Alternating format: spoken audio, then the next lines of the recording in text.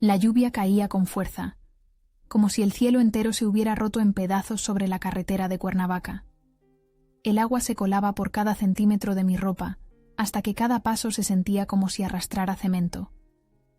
Las palabras de mi suegra, doña Mercedes, todavía resonaban en mis oídos mientras su Chevrolet plateado desaparecía por la carretera desolada, dejándome completamente sola en medio del aguacero. Las luces traseras se desvanecieron en la distancia, tragadas por la oscuridad, y la cruel realización se asentó en mi mente. Me había llevado 60 kilómetros lejos de nuestra casa en Ciudad de México, sin ninguna intención de regresarme. Apenas podía ver más allá de unos pocos metros. La tormenta me cegaba y el frío se clavaba en mi piel como pequeñas agujas. Mi vestido de algodón, que había elegido pensando en la cena familiar en casa de mi cuñada Lupita, ahora se pegaba a mi cuerpo como una segunda piel inútil y helada. Los relámpagos ocasionales iluminaban la carretera vacía, flanqueada por árboles que se balanceaban violentamente bajo el viento implacable. Mis zapatos chapoteaban con agua mientras intentaba caminar, rogando por un milagro.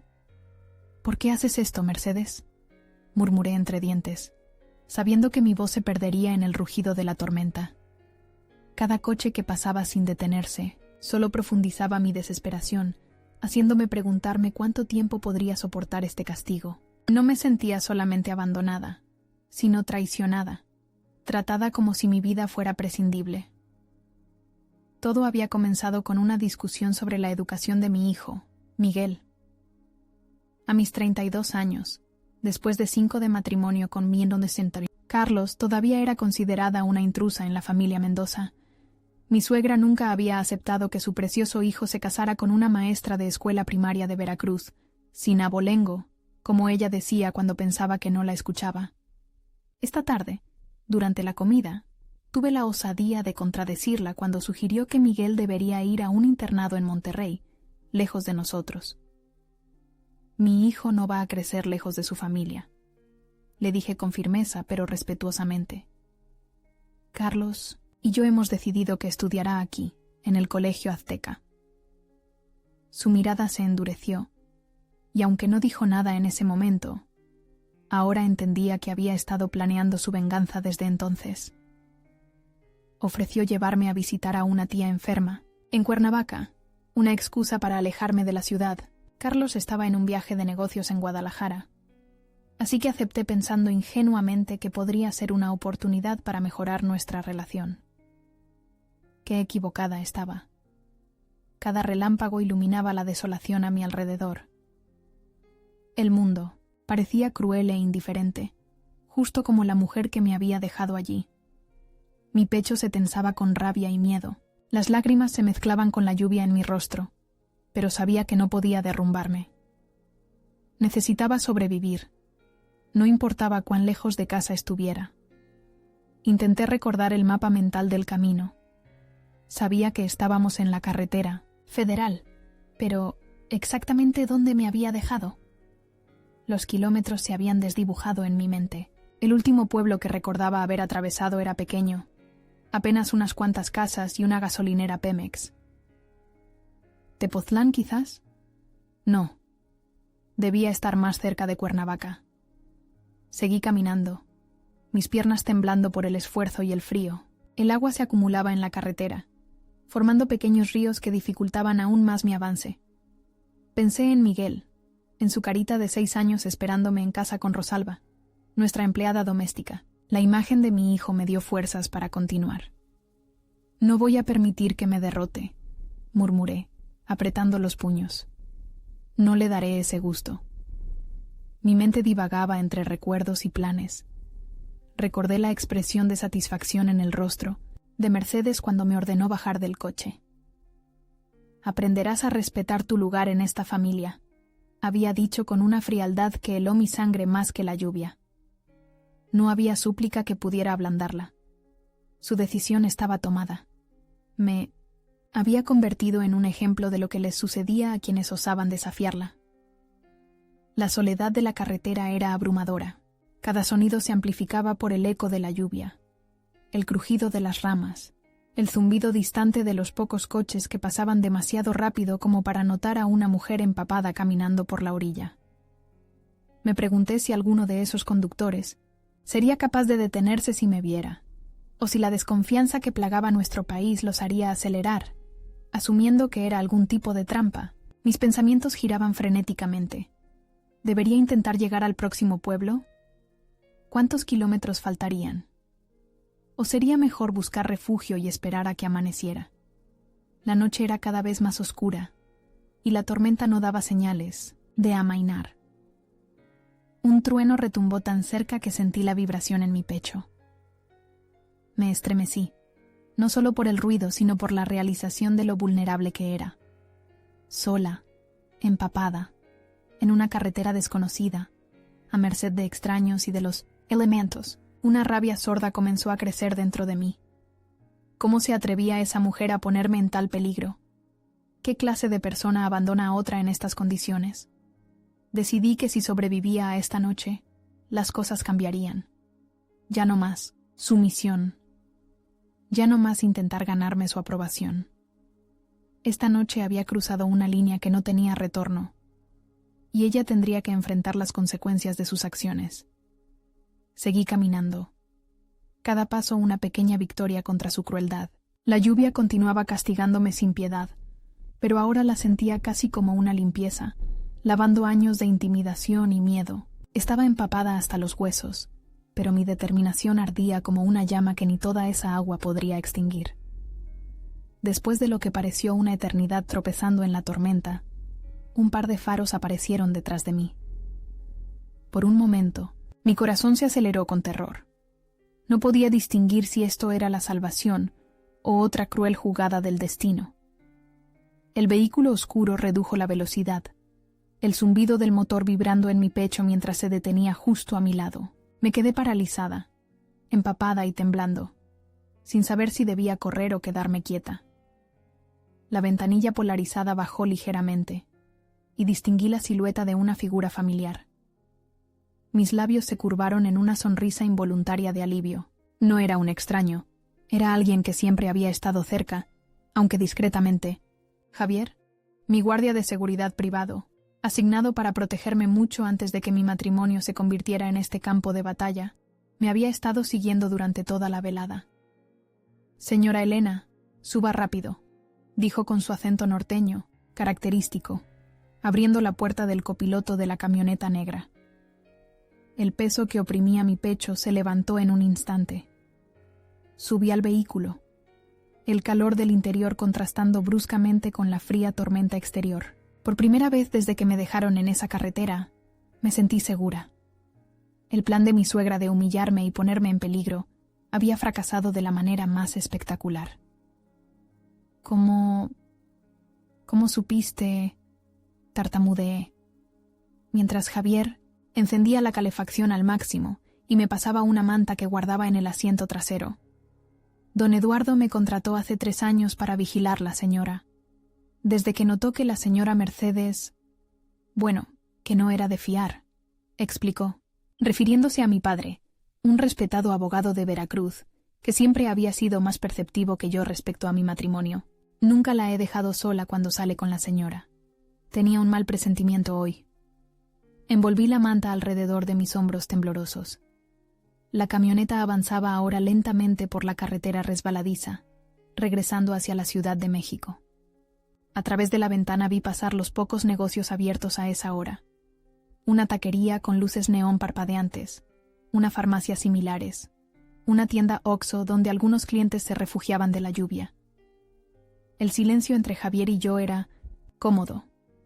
Él mantenía sus ojos en el camino, profesional como siempre, pero podía notar su preocupación en la forma en que ocasionalmente me miraba por el rabillo del ojo. «La señora Mercedes me llamó», dijo finalmente, rompiendo el silencio. «Hace unos 20 minutos. Me dijo que usted había decidido quedarse en Cuernavaca con una amiga y que no tenía que preocuparme por recogerla mañana». La audacia de esa mujer me dejó sin palabras.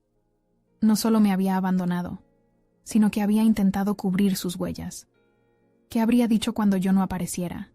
¿Que me había fugado? ¿Que había tenido un accidente? Ella no sabía que yo la seguía, continuó Javier, como leyendo mis pensamientos. La vi cuando la dejó en la carretera. Esperé unos minutos por precaución, para asegurarme de que no regresara, antes de acercarme. La lluvia golpeaba rítmicamente el techo de la camioneta, creando una extraña banda sonora para este momento surrealista. El parabrisas se empañaba ligeramente en los bordes a pesar del desempañador trabajando a toda potencia. Fuera, México se desdibujaba en una acuarela de luces borrosas y sombras danzantes.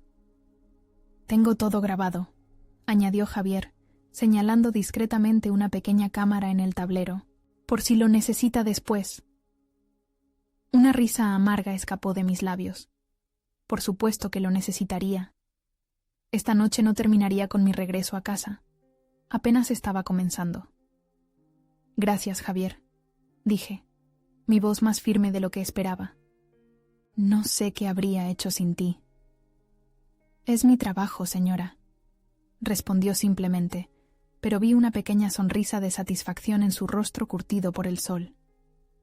Conforme avanzábamos por la carretera, pasando por los pueblos que horas antes había visto desde la ventanilla del coche de Mercedes, comencé a ordenar mis pensamientos. La adrenalina inicial daba paso a una claridad que nunca antes había experimentado. Veía mi matrimonio, mi vida con los Mendoza, con una nueva perspectiva. Recordé el día que conocí a Carlos en aquella exposición de arte en Bellas Artes. Yo acompañaba a mis estudiantes en una excursión escolar.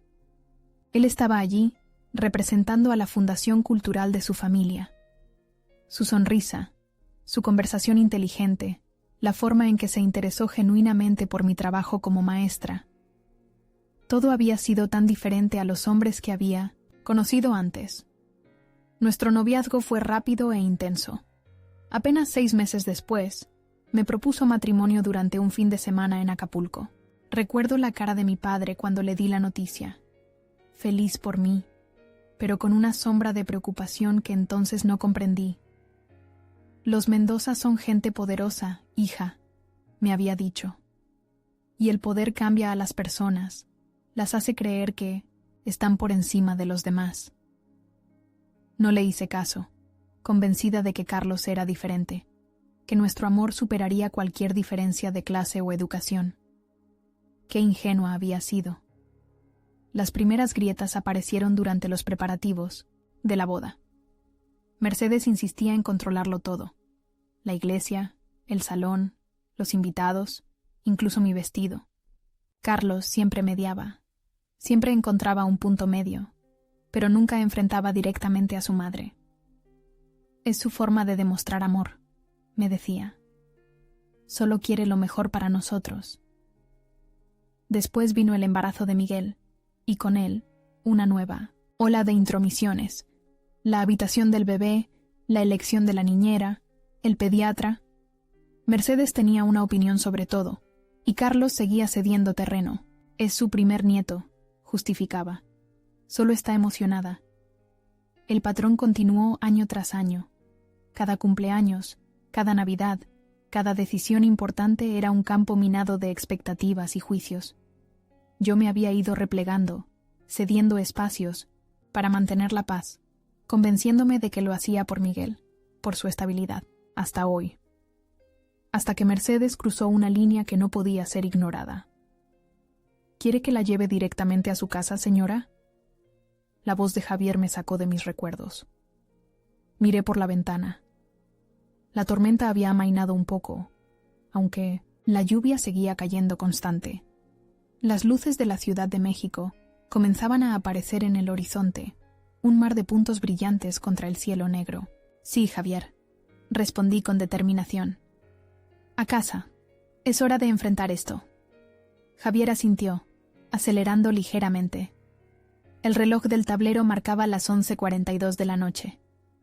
Miguel estaría dormido ya, probablemente después de preguntar repetidamente por mí. Carlos debería haber regresado de Guadalajara esa tarde. ¿Estaría preocupado por mi ausencia? ¿O habría aceptado sin cuestionamientos la explicación de su madre? La camioneta avanzaba entre el tráfico nocturno de la ciudad, pasando junto al Ángel de la Independencia iluminado, bajando por Reforma hacia Polanco, donde vivíamos. Con cada kilómetro que nos acercaba a casa, mi resolución se fortalecía. Ya no sería la nuera complaciente, la esposa que agacha la cabeza para mantener la paz. Mercedes había cometido un error fatal al subestimarme, al pensar que podía tratarme como a una muñeca desechable. Esta noche había cambiado algo fundamental dentro de mí, y estaba a punto de cambiar todo en nuestra familia. Mientras el Dino Necentosne vehículo atravesaba la tormenta, me recosté en el asiento, mi cuerpo temblando por la conmoción. Cada gota de lluvia que se deslizaba por el parabrisas parecía una prueba de lo que acababa de sobrevivir. Javier mantenía sus ojos en la carretera, su silencio tranquilizándome. No estaba simplemente regresando a casa. Regresaba con la certeza de que no había estado completamente indefensa, a pesar de su intento de hacerme sentir así. Entramos a la Ciudad de México por la calzada de Tlalpan. A esta hora, el tráfico era escaso, permitiéndonos avanzar con relativa fluidez. Las luces de la ciudad brillaban contra el cielo oscuro, reflejándose en el pavimento mojado como estrellas caídas. Me sentía como si estuviera despertando de una pesadilla, pero las ropas empapadas que se pegaban a mi piel me recordaban que todo había sido brutalmente real. Con cada kilómetro, repasaba los acontecimientos de la noche. Pensaba en la fría indiferencia en los ojos de Mercedes cuando me ordenó salir del coche, como si deshacerse de mí no fuera más que una lección. Mi enojo bullía bajo mi alivio, porque lo que había hecho no era solo cruel, era peligroso, imprudente y criminal. ¿Está bien, señora Elena?, preguntó Javier, notando mi silencio prolongado. Sí y no, respondí honestamente. Estoy tratando de entender cómo alguien puede hacer algo así. ¿Cómo pudo simplemente dejarme allí? Javier asintió, su rostro endurecido por años de experiencia viendo lo peor de la naturaleza humana. He visto a personas hacer cosas terribles por poder, señora. La señora Mercedes siempre ha sido muy controladora con su familia. Don Carlos es su único hijo varón, y usted... Yo soy la intrusa que se lo arrebató, completé su frase. La maestra de escuela pública que no está a la altura de la gran dinastía Mendoza. Pasamos junto al Estadio Azteca, su imponente estructura recortada contra el cielo nocturno. Los recuerdos afloraron. Carlos llevándome allí para ver un partido del América, yo fingiendo interés solo para complacerlo, ambos riendo bajo la lluvia, mientras corríamos hacia el coche después del partido. ¿Dónde había quedado esa complicidad? ¿En qué momento permitimos que Mercedes se infiltrara tanto en nuestra relación? ¿Qué cree que dirá el señor Carlos cuando sepa lo que hizo su madre?, preguntó Javier, interrumpiendo mis pensamientos. Era la pregunta del $1.000.000. Durante 5 años, había visto a Carlos maniobrar entre su lealtad hacia mí y su devoción por su madre. Siempre buscando el punto medio, siempre evitando el conflicto directo. Pero esto no tenía punto medio posible. No lo sé, confesé. Parte de mí teme que busque alguna manera de justificarla. Otra parte espera que finalmente vea a su madre como realmente es. Javier guardó silencio por un momento, eligiendo cuidadosamente sus palabras. Don Eduardo me dijo una vez que la verdad siempre encuentra su camino, señora, tarde o temprano. Mi padre, siempre tan sabio, me preguntaba si habría previsto algo como esto cuando insistió en asignarme protección personal, incluso cuando yo argumenté que era innecesario. Los Mendoza tienen muchos negocios, Elena, y no todos son transparentes, había dicho. Mejor prevenir que lamentar. Conforme nos acercábamos a Polanco, la ansiedad comenzó a crecer en mi pecho. ¿Estaría Mercedes allí? ¿Habría regresado a su propia casa en las Lomas? ¿Y Carlos? ¿Qué le habría dicho ella sobre mi ausencia? El vecindario elegante aparecía ahora a nuestro alrededor. Mansiones escondidas tras altos muros, edificios de apartamentos lujosos, tiendas de diseñador cerradas a esta hora, pero que mañana se llenarían de la élite capitalina.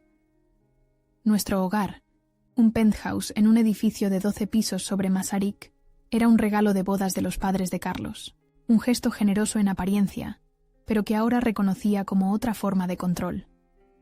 mantenernos cerca, bajo su vigilancia constante. Hay un coche estacionado frente al edificio, notó Javier, su instinto profesional activándose. Es el 200 Mercedes de la señora.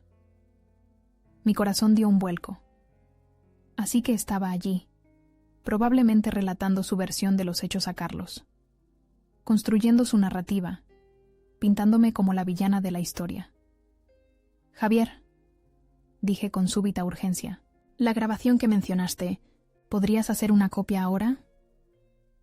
Él asintió, comprendiendo inmediatamente. Estacionó a media cuadra de distancia y extrajo una pequeña tarjeta de memoria de la cámara del tablero, insertándola en su teléfono. Le enviaré una copia a su correo y guardaré el original en un lugar seguro, dijo mientras manipulaba el dispositivo. Por si acaso. Por si acaso. Esas 3 palabras resumían perfectamente la situación. Por si acaso Carlos no me creía. Por si acaso Mercedes intentaba distorsionar la realidad. Por si acaso necesitaba protegerme legalmente. Minutos después, Javier detuvo la camioneta frente al edificio. El Mercedes negro de mi suegra brillaba bajo la lluvia, impecable y ostentoso como su dueña. ¿Quiere que la acompañe arriba, señora?, preguntó Javier. Consideré la oferta por un momento. Sería reconfortante tener su presencia silenciosa y protectora a mi lado. Pero esta era una batalla que necesitaba enfrentar por mí misma. No, gracias. Esto es algo que debo hacer sola. Respondí con una firmeza que sorprendió incluso a mí misma. Pero quédate cerca esta noche, por favor. Como siempre, señora, asintió Javier. Estaré vigilando. Respiré profundamente y salí al aire frío de la noche. La lluvia había disminuido a una llovizna ligera, pero aún así me empapé nuevamente en los pocos pasos hasta la entrada. El portero, don Rubén, me miró con sorpresa evidente. Señora Elena, ¿está bien? La señora Mercedes dijo que usted se quedaría en Cuernavaca. Hubo un cambio de planes, don Rubén. Respondí secamente, dirigiéndome al ascensor. Mi reflejo en el espejo del elevador me sobresaltó. Estaba pálida, con el maquillaje corrido, el cabello pegado al cráneo, la ropa hecha jirones por la lluvia y el viento. Parecía una náufraga, una sobreviviente, y eso era exactamente lo que era. El ascensor se detuvo en el 10º piso. Caminé por el pasillo alfombrado dejando un rastro de agua a mi paso. Cuando llegué frente a nuestra puerta, me detuve un instante. Del otro lado podía escuchar voces, la suave pero intensa de Carlos, la autoritaria de Mercedes. Discutían, lo cual era inusual. Carlos rara vez alzaba la voz a su madre. Introduje mi llave en la cerradura y giré. Las voces se detuvieron abruptamente. Cuando finalmente entré al apartamento, la tormenta todavía rugiendo afuera, sentí la tensión colgando pesada en el aire.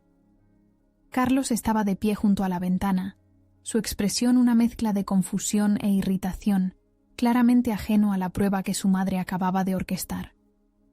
Mercedes, sentada cómodamente en el sofá como si nada hubiera pasado, apenas me miró.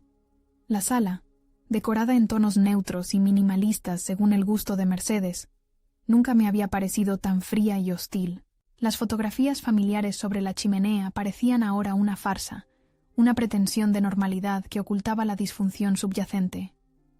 «¡Elena!», exclamó Carlos, sus ojos abriéndose con sorpresa al ver mi estado. «¿Qué pasó?» «Mamá dijo que decidiste quedarte con tu amiga Claudia en Cuernavaca». «¿Eso dijo?», respondí, mirando directamente a Mercedes, cuyos ojos se estrecharon ligeramente. Su rostro, con ese maquillaje perfecto que ni siquiera a su edad abandonaba, permaneció impasible. Sus manos, adornadas con anillos de diamantes que costaban más que el salario anual de un maestro, descansaban tranquilamente sobre su regazo. «Veo que cambiaste de opinión», dijo Mercedes con voz controlada. «Aunque parece que tomaste la ruta larga para regresar». La miré, empapada, y me di cuenta de que esperaba que me derrumbara, que suplicara, que admitiera que había aprendido mi lección. En cambio, me erguí más. negándome a dejarle ver la debilidad que quería explotar. Mi silencio habló más fuerte que cualquier cosa que ella pudiera haber imaginado. Había regresado, y no me había quebrado.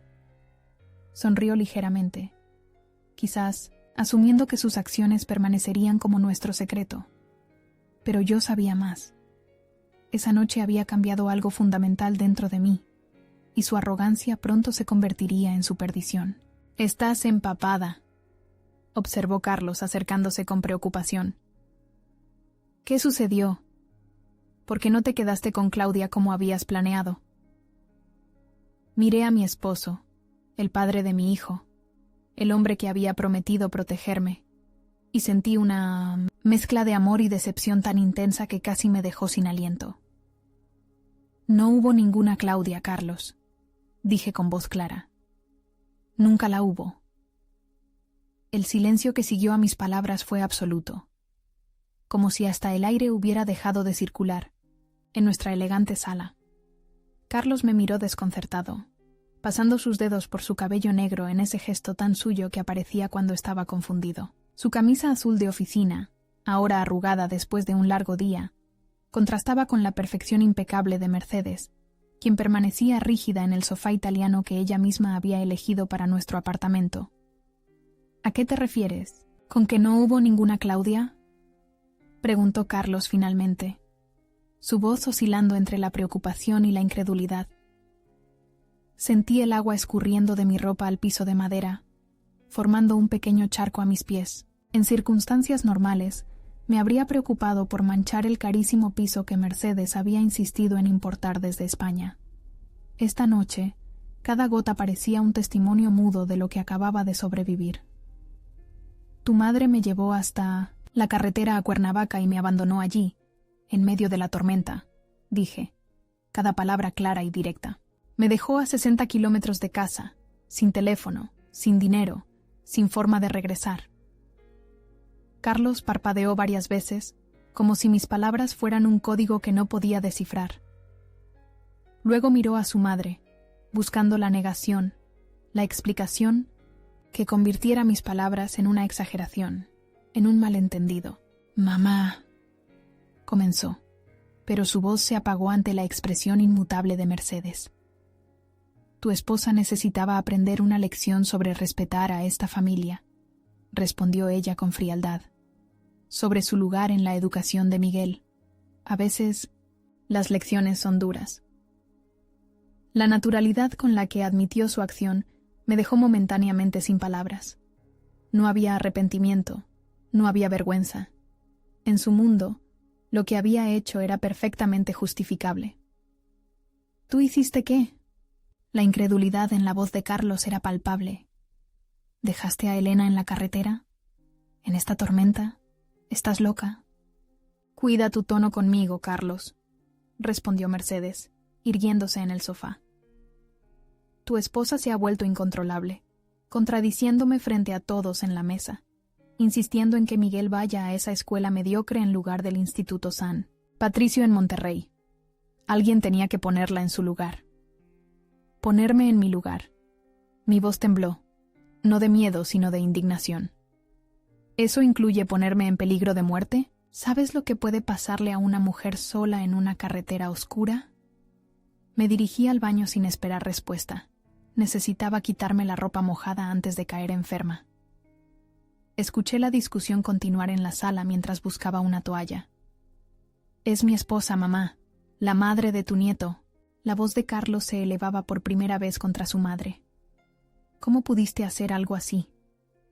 «No seas dramático, Carlos». La voz de Mercedes sonaba irritada pero no arrepentida.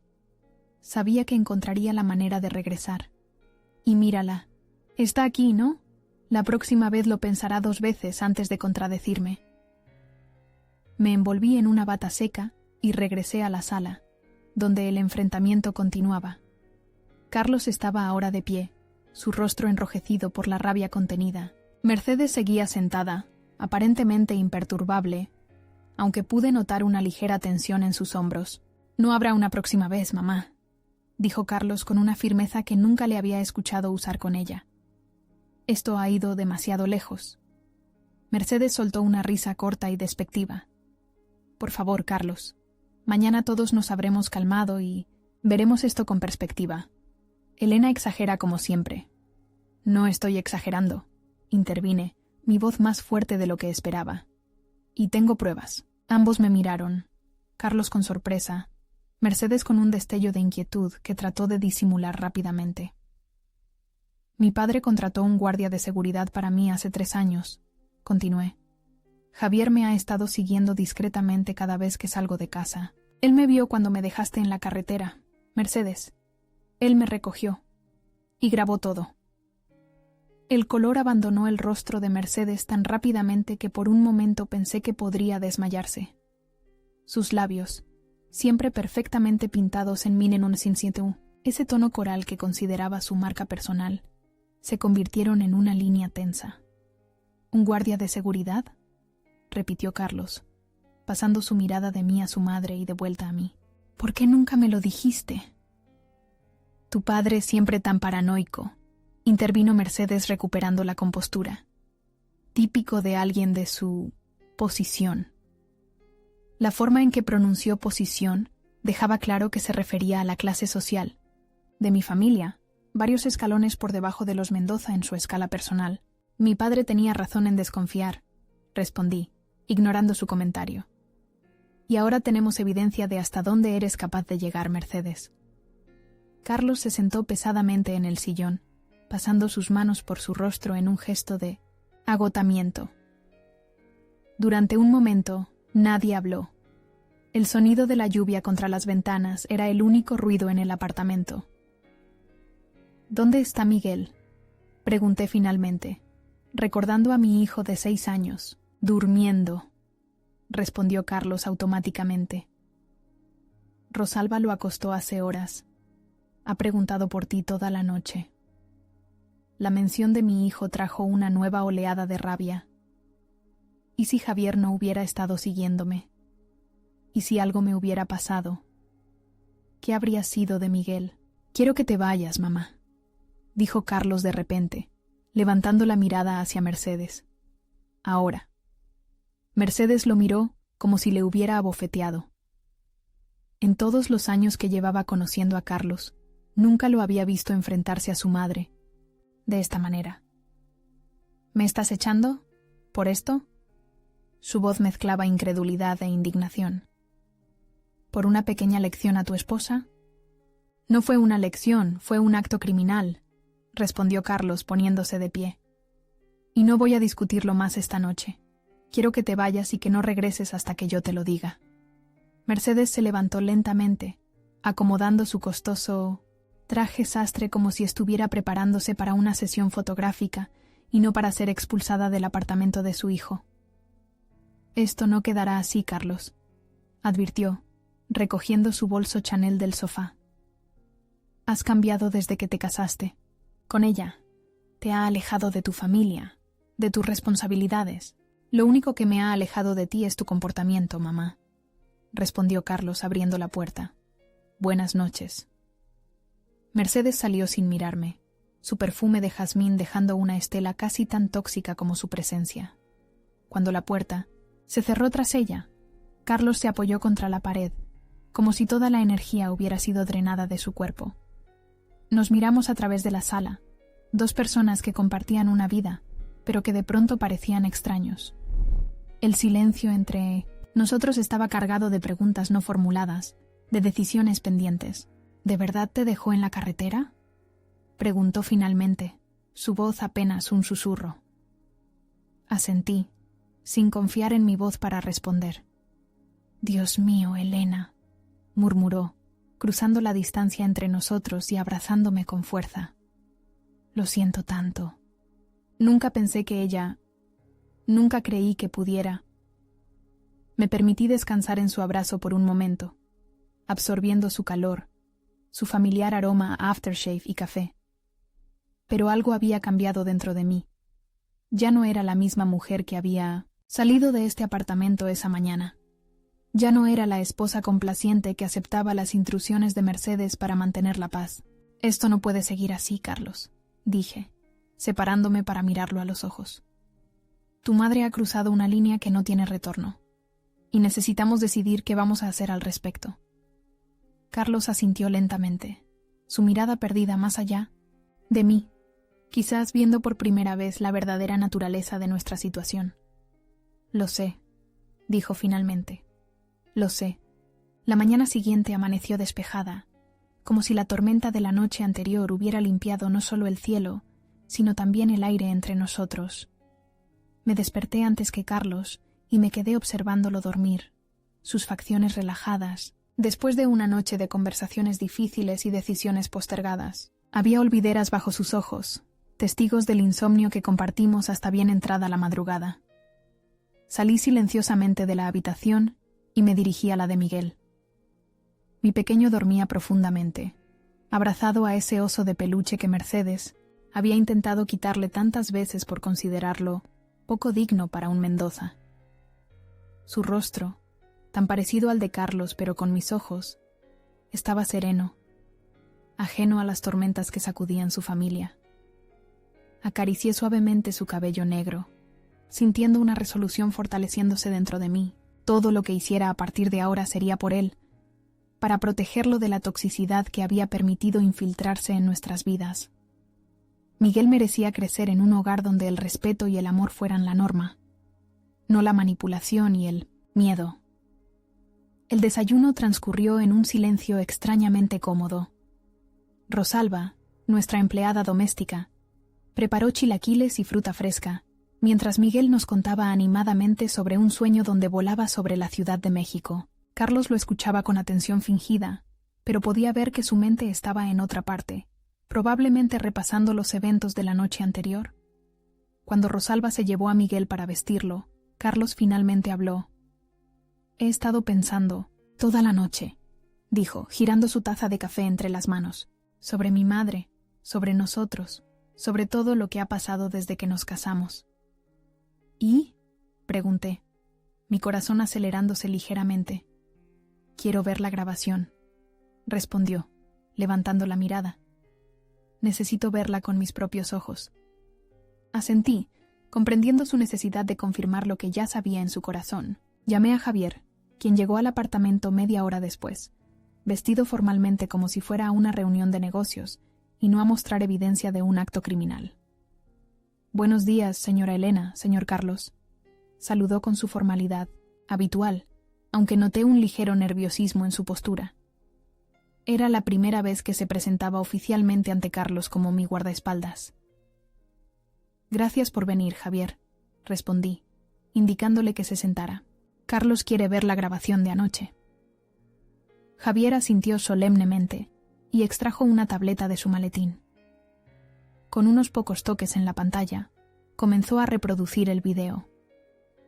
La grabación era más impactante de lo que había imaginado. La cámara del vehículo había captado claramente el momento en que el coche de Mercedes se detenía en medio de la carretera desierta. Se podía ver la lluvia torrencial azotando el paisaje, convirtiendo la escena en algo casi apocalíptico. La cámara captó el momento exacto en que Mercedes me ordenó bajar del vehículo. «Aquí tienes tu lección de humildad». La voz de Mercedes sonaba con perfecta claridad a través de los altavoces. «Quizás después de esto aprendas a respetar a quien te ha dado todo». La imagen mostraba cómo me negaba al principio, incrédula, hasta que Mercedes amenazó con llamar a Carlos para decirle que había intentado agredirla. Fue entonces cuando bajé del coche. La desesperación evidente en mi rostro, mientras suplicaba que reconsiderara. El Mercedes negro arrancó, dejándome sola bajo la lluvia implacable. La cámara siguió grabando mientras el vehículo de Mercedes se alejaba, para luego volver a enfocarme, una figura solitaria y empapada en medio de la nada. Javier había esperado prudentemente unos minutos antes de acercarse, asegurándose de que Mercedes no regresara. La grabación terminaba conmigo subiendo a su vehículo, temblando incontrolablemente. Carlos había visto toda la escena sin emitir sonido alguno, su rostro cada vez más pálido. Cuando Javier detuvo el video, mi esposo se levantó y caminó hasta la ventana, dándonos la espalda. Sus hombros temblaban ligeramente. «Carlos», comencé, insegura de qué decir. «30 años», dijo él sin voltearse. 30 años dejándome manipular, dejándole controlar cada aspecto de mi vida. Y ahora esto... Se giró finalmente, y me sorprendió ver lágrimas en sus ojos. Carlos, siempre tan contenido, tan medido en sus emociones, estaba abiertamente afectado. Mi madre pudo haberte matado, Elena. Su voz se quebró. ¿Tienes idea de lo que le pasa a una mujer sola en una carretera como esa? ¿De noche? ¿En medio de una tormenta? Lo sé, respondí simplemente. Créeme que lo sé. Carlos se dirigió a Javier, quien había permanecido discretamente en silencio durante este intercambio. Gracias, dijo, extendiendo su mano, por proteger a mi esposa cuando yo no pude hacerlo. Javier estrechó su mano, incómodo ante el agradecimiento. Solo hago mi trabajo, señor. ¿Mi suegro sabía? ¿Don Eduardo sabía que mi madre era capaz de algo así? Preguntó Carlos. Javier intercambió una mirada conmigo antes de responder. Don Eduardo me instruyó específicamente que vigilara a la señora Elena cuando estuviera con su suegra. Respondió diplomáticamente. Dijo que la señora Mercedes tenía métodos poco convencionales para resolver conflictos. Carlos soltó una risa sin humor, un eufemismo digno de un abogado como mi suegro. Después de que Javier se marchara, prometiendo mantenerse cerca como siempre, Carlos y yo nos sentamos en la sala. Miguel estaba en su habitación con Rosalba, organizando sus juguetes, su voz infantil llegando a nosotros como un recordatorio de lo que estaba en juego. No puedo ignorar esto, Elena, dijo Carlos finalmente. Lo que hizo mi madre no tiene justificación. Lo sé, respondí, pero necesito saber qué significa eso para nosotros, para nuestra familia. Carlos se inclinó hacia adelante tomando mis manos entre las suyas. Sus ojos, tan parecidos a los de Miguel, reflejaban una determinación que rara vez le había visto. Significa que es hora de poner límites claros, dijo. Mi madre ya no tendrá voz en nuestras decisiones familiares. No más intromisiones en la educación de Miguel, no más opiniones sobre cómo llevamos nuestra casa, nuestras finanzas, nada. Quería creerle. Realmente quería creer que esta vez sería diferente, que el shock de ver la grabación sería suficiente para romper décadas de manipulación y control, pero había visto demasiadas promesas similares diluirse con el tiempo. Carlos, dije suavemente, tu madre no va a aceptar eso sin pelear. Sabes cómo es. Utilizará todo su poder, todas sus conexiones, para mantenernos bajo su control. Que lo intente, respondió con una dureza que me sorprendió. Esta vez he visto su verdadero rostro, Elena. No hay vuelta atrás. El timbre del apartamento sonó, interrumpiendo nuestra conversación. Carlos se levantó para abrir, y sentí un escalofrío cuando escuché la voz de Mercedes en el pasillo. Carlos, necesitamos hablar. Su tono autoritario no había cambiado, desde anoche, a solas. Lo que tengas que decir puedes decirlo frente a Elena, respondió Carlos, regresando a la sala con Mercedes siguiéndolo de cerca. Mi suegra entró como si fuera la dueña del lugar, vestida impecablemente con un traje color crema y joyas discretas pero costosas. Su mirada recorrió la sala, deteniéndose brevemente en mí antes de volver a Carlos. Estoy dispuesta a olvidar tu comportamiento de anoche, dijo, como quien concede un gran favor. Entiendo que estabas alterado por las exageraciones de Elena. ¿Exageraciones? La incredulidad en la voz de Carlos era palpable. Mamá, la abandonaste en una carretera desierta durante una tormenta, a 60 kilómetros de casa, sin teléfono, sin dinero. Por Dios, Carlos, no era una carretera desierta, respondió Mercedes con impaciencia. Era la federal a Cuernavaca. Pasan coches cada minuto. Tenemos todo grabado, intervine, mi voz más firme de lo que esperaba. Tu coche, tus palabras, todo.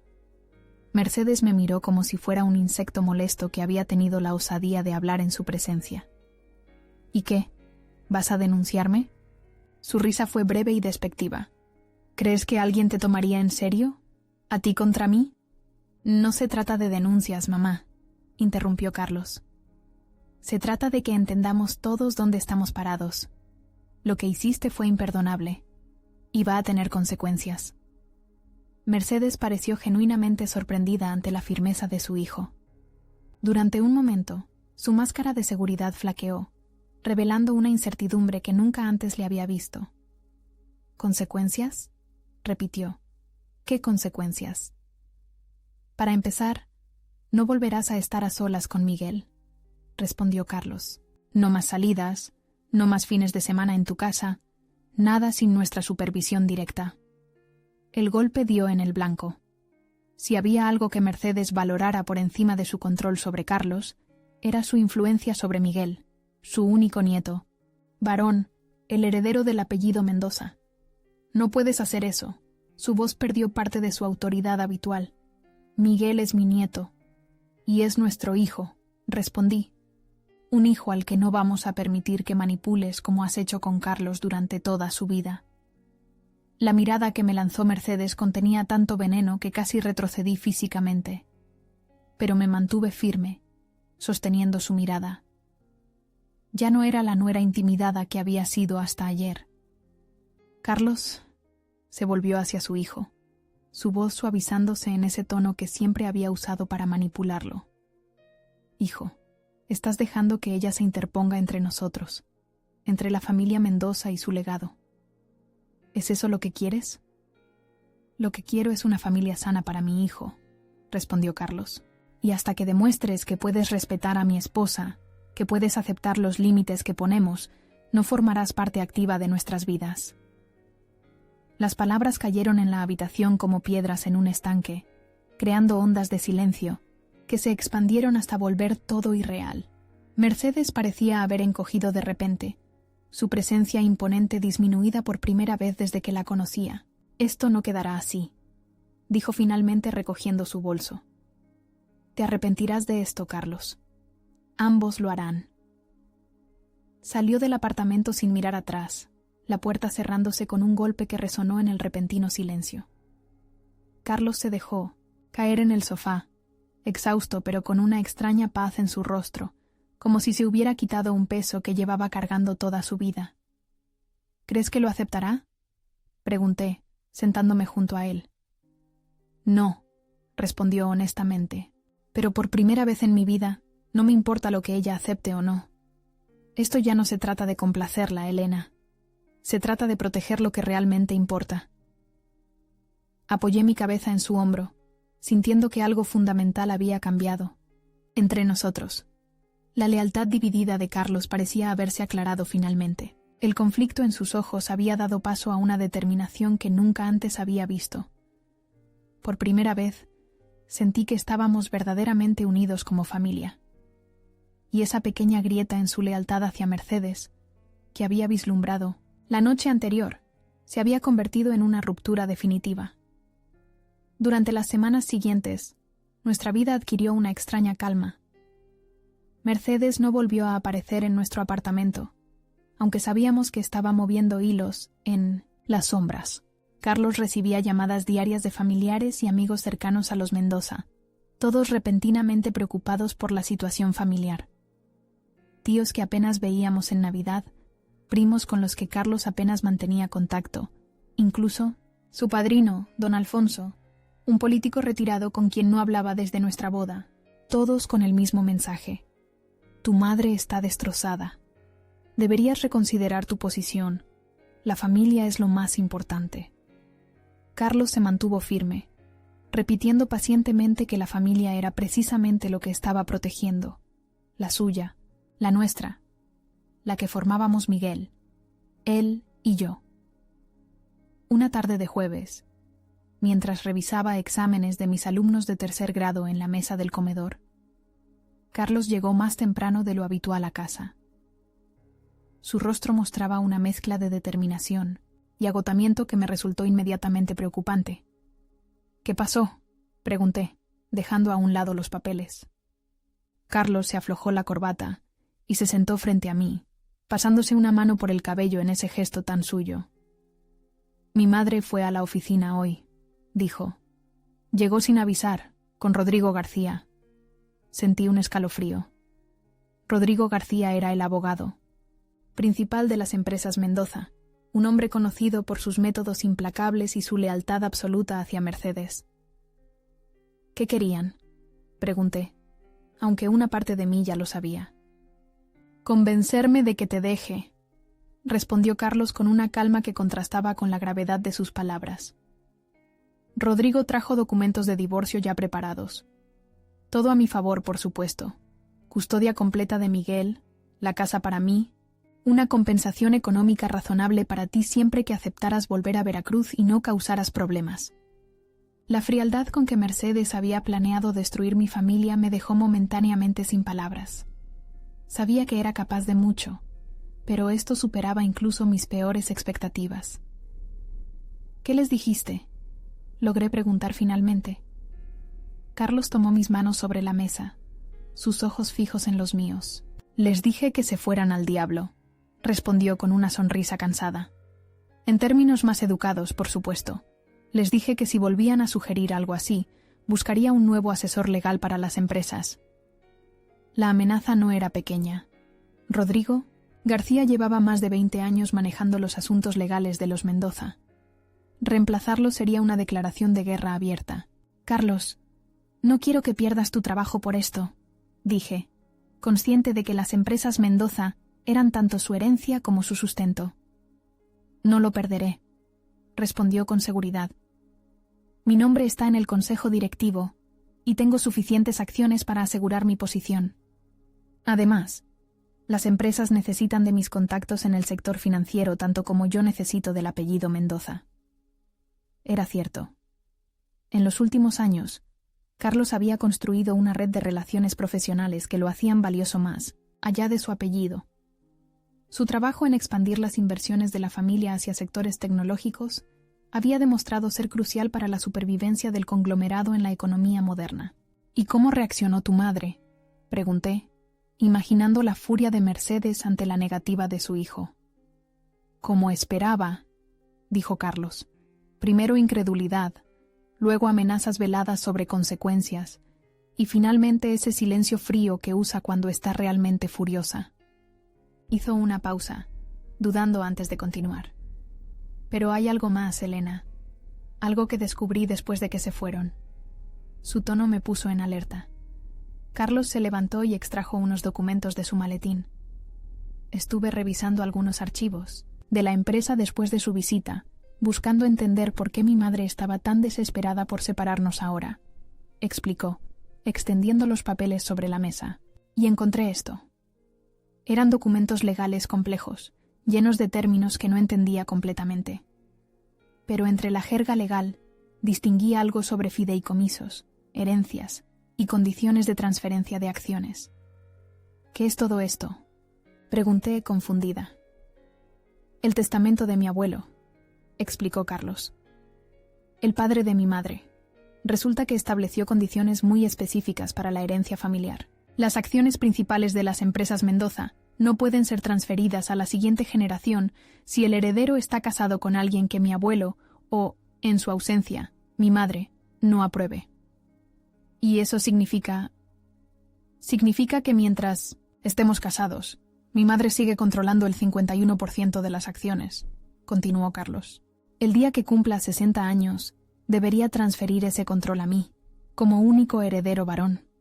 Pero dado que estoy casado contigo, y ella claramente no te aprueba, el control sigue en sus manos, completé, comenzando a entender. Exactamente. Y su cumpleaños 60 es en 3 meses, concluyó Carlos. Por eso la repentina urgencia por separarnos. No se trata de Miguel, ni de su educación, ni siquiera de ti o de mí. Se trata de poder y control, como siempre. La revelación debería haberme sorprendido, pero de alguna manera parecía perfectamente alineada con todo lo que sabía de Mercedes. Para ella, el apellido Mendoza, el legado familiar, siempre había estado por encima de todo, incluso del bienestar de su propio hijo. ¿Qué vamos a hacer?, pregunté, consciente de que estábamos enfrentando no solo a Mercedes, sino a un sistema diseñado para mantener el control en sus manos. Ya lo he hecho, respondió Carlos con una calma que me sorprendió. He hablado con Eduardo. ¿Mi padre? Pregunté confundida. Sí. Después de todo, es uno de los mejores abogados de derecho corporativo del país, dijo con una sonrisa. Me explicó que hay lagunas en ese fideicomiso. Podemos impugnarlo basándonos en discriminación y prácticas anticonstitucionales. Será una batalla legal, pero tenemos posibilidades. La idea de mi padre y Carlos trabajando juntos, conspirando contra Mercedes, me produjo una extraña satisfacción.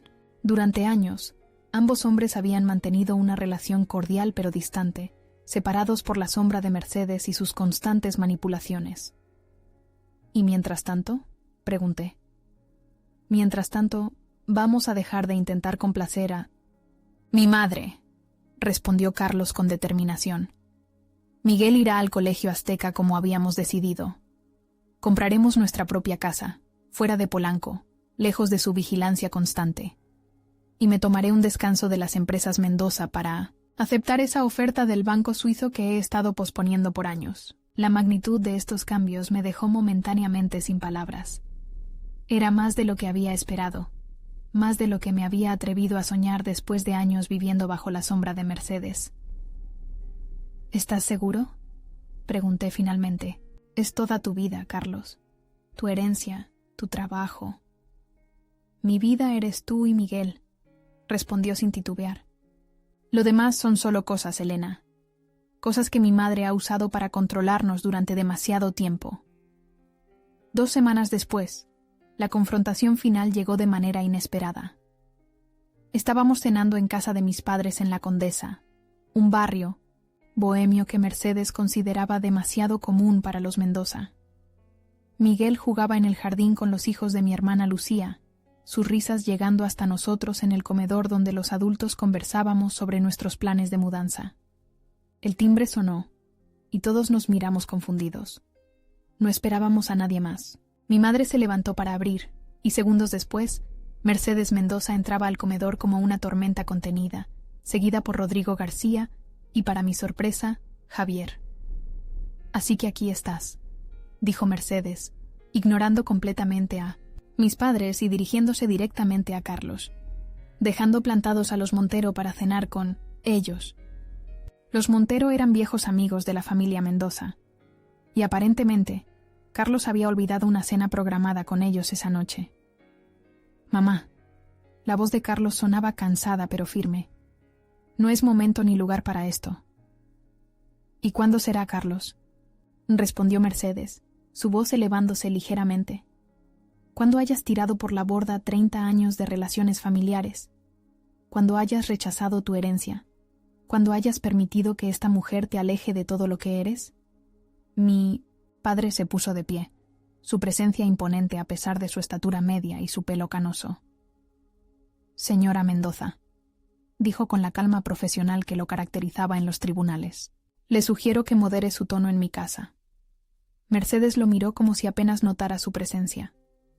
«Esto es un asunto familiar, Eduardo», respondió con desdén. «Entre los Mendoza». «Los Hernández también somos familia ahora», intervino mi madre, colocándose junto a mi padre. «Y en esta casa todos merecen respeto». La tensión en el comedor era palpable. Javier permanecía discretamente junto a la puerta, su mirada profesional evaluando la situación. Rodrigo García, siempre impecable en su traje oscuro, sostenía un maletín que sugería que esta visita tenía propósitos legales además de personales. «Carlos», dijo Mercedes, ignorando a mis padres y centrándose nuevamente en su hijo. «Te estás dejando manipular. ¿Crees que fue coincidencia que el guardaespaldas de Elena estuviera allí esa noche? ¿Que grabara precisamente ese momento?» Carlos la miró con genuina confusión. «¿De qué estás hablando?», preguntó. «Todo esto». Mercedes hizo un gesto abarcando la habitación. «Ha sido un plan orquestado por los Hernández desde el principio. Conseguir que te cases con ella, infiltrarse en nuestra familia y ahora alejarte de tu herencia. Eduardo siempre ha envidiado lo que los Mendoza construimos». La acusación era tan absurda que por un momento nadie supo cómo responder. Finalmente, fue Javier quien rompió el silencio. Señora Mendoza, dijo, avanzando un paso. Con todo respeto, usted me llamó esa noche. Me dijo que la señora Elena se había quedado en Cuernavaca con una amiga. Esa llamada también quedó grabada. Mercedes se volvió hacia él, la sorpresa momentáneamente visible en su rostro antes de recuperar su máscara de control. «¿Y?» dijo desafiante. «Eso no prueba nada». «Prueba que intentaste encubrir lo que hiciste», respondió Carlos, poniéndose de pie. «Prueba que sabías perfectamente lo grave que era abandonar a Elena en esa carretera». «Todo esto es ridículo», intervino Rodrigo García, abriendo su maletín. «Hemos venido a presentar una propuesta razonable, no a discutir viejos malentendidos». «No hay ninguna propuesta que discutir», respondió Carlos. «Ya tomé mi decisión. Elena y Miguel son mi familia ahora. Si eso significa renunciar al apellido, Mendoza y todo lo que conlleva, que así sea». «No puedes renunciar a quien eres», dijo Mercedes, y por primera vez detecté una nota de desesperación en su voz. «No estoy renunciando a quien soy», respondió Carlos. «Estoy eligiendo en quién quiero convertirme». Fue entonces cuando Mercedes cometió su error más grave. En un arrebato impropio de su habitual control, se volvió hacia mí, la furia deformando sus facciones aristocráticas. «Todo esto es tu culpa», espetó. «Debería haberte dejado en un lugar más alejado esa noche, donde nadie pudiera encontrarte». El silencio que siguió a esas palabras fue absoluto. En su rabia, Mercedes acababa de confesar abiertamente sus intenciones frente a un abogado, un guardia de seguridad y toda mi familia. «Eso sonó mucho como la confesión de un delito, señora Mendoza», dijo mi padre calmadamente. «Abandono, de persona en situación de peligro, con intención de causar daño».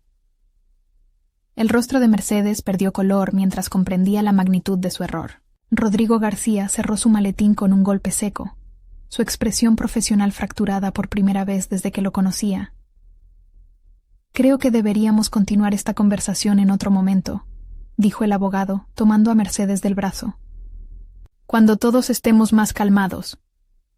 «No habrá otro momento», respondió Carlos. «Al menos no conmigo. A partir de hoy, cualquier comunicación con mi madre debe pasar por mi abogado».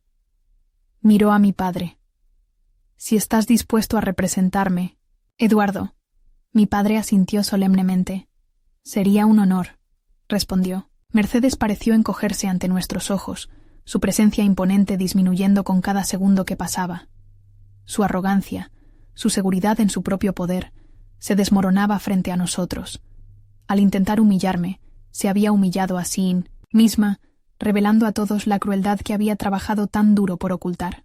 Mientras la veía salir de la casa de mis padres, escoltada por un Rodrigo García visiblemente incómodo, comprendí que había cometido el mayor error posible.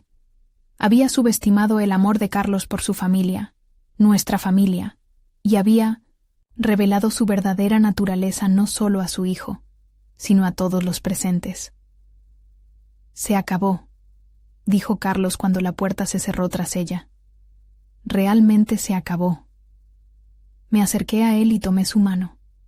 A través de la ventana podíamos ver a Miguel corriendo por el jardín, persiguiendo mariposas con sus primos, su risa libre y despreocupada llegando hasta nosotros. «No», respondí, sintiendo una extraña paz. «Acaba de comenzar». En su intento por quebrarme, Mercedes había fortalecido nuestra familia. Había pensado que el abandono me destruiría, pero en lugar de eso, me había armado con pruebas y valor. Y ese había sido sin duda el mayor error que jamás cometería.